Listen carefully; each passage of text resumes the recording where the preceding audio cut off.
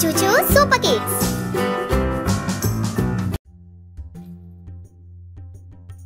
రామాపురం అనే గ్రామంలో రాజయ్య అనే రైతు ఉండేవాడు. అతడు ఒక నిరుపేద. రాజయ్య చాలా మంచివాడు, నిజాయితీపరుడు. ఎటువంటి ఆపదలో ఉన్నా గాని అబద్ధాలు ఆడని గుణం కలవాడు. తను స్వయంగా కష్టం చేయనిదే రోజు గడిపేవాడు కాదు. తను ఏనాడు ఇతరుల నుంచి ఏ చిన్న సహాయం ఆశించేవాడు కాదు. అతనికి ఒక కూతురు కొడుకు ఉన్నారు, చదువుకునేవారు. ఒకరోజు బడికి వెళ్ళి వస్తున్న కొడుకును అపహరించుకుని వెళ్తారు దుండగులు. వెళ్తూ వెళ్తూ కూతురితో ఇలా అన్నారు, చూడు అమ్మాయి, మీ అన్నయ్యను మేము తీసుకెళ్తున్నాం. రేపు ఇదే సమయానికి మీ నాన్నను డబ్బు సమకూర్చుకొని తీసుకురమ్మని చెప్పు, లేదా మీ అన్నయ్యను మేము విడిచిపెట్టము, మా వద్దనే ఉంచుకొని ఏదో ఒక పనికి పంపిస్తాం, సరేనా అని అంటారు. భయపడుతూ సరే అని ఇంటికి వచ్చిన కూతురు నాన్నతో జరిగిన అన్ని విషయాలు ఏడుస్తూ చెప్పింది.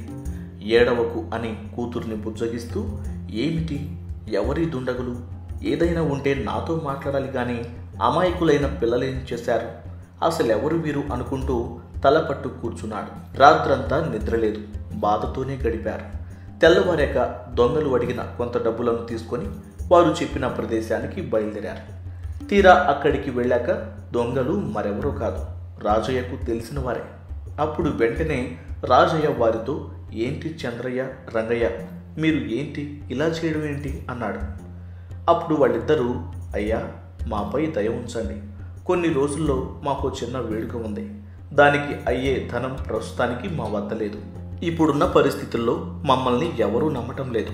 మీ వద్ద అయితే కష్టించి కూడబెట్టుకున్న ధనం ఉంటుందిగా, ఎలాగోలా డబ్బును రాబట్టి తంతు నడిపిద్దాం అనుకున్నామన్నారు ఇద్దరూ తలలు క్రిందకు వేస్తూ. వద్దు వద్దు, మీరు తలలు కిందకు వేసుకుని మాట్లాడే పరిస్థితులు మీరే తెచ్చుకున్నారు. మీ నోట మీరే చెప్తున్న విలువైన మాట ఉంది. కష్టించి కూడపెడుతున్న డబ్బు నా వద్ద ఉందని దానిని ఎలాగోలా దక్కించుకుందామని మీరు అనుకున్నారు. అందులో ఎంతో అర్థం దాగుందని మీరు గ్రహించలేకపోతున్నారు. మీరైనా నేనైనా కష్టించి పని చేస్తేనే విలువ దక్కుతుంది. అయినా సరే మీరు నా కుమారుణ్ణి అడ్డుగా పెట్టి డబ్బులు అడిగే పరిస్థితికి దిగజారటం బాగాలేదు. ఇదిగో తీసుకోండి, మీరు అడిగిన డబ్బు. మళ్ళీ నాకు డబ్బు తిరిగి ఇవ్వాల్సిన అవసరం లేదు. ఇప్పుడైనా మీరు మారండి, నాకు అది చాలు అన్నాడు. అందుకు రంగయ్య, చంద్రయ్య, అయ్యా రాజయ్య, మమ్మలను క్షమించండి. విధి లేని పరిస్థితుల్లో మాకేం చేయాలో తోచక ఇలా ఘోరమైన తప్పు చేశాం. మీ మాటల ద్వారా మేము మేల్కొన్నాం. ఇక నుంచి కష్టం చేసి బ్రతుకుతాము. దయచేసి ఈ డబ్బును అప్పుగానే ఇవ్వండి, మా కష్టంతో తీర్చుతాము, మమ్మల్ని క్షమించమని కాళ్ళు పట్టుకున్నారు.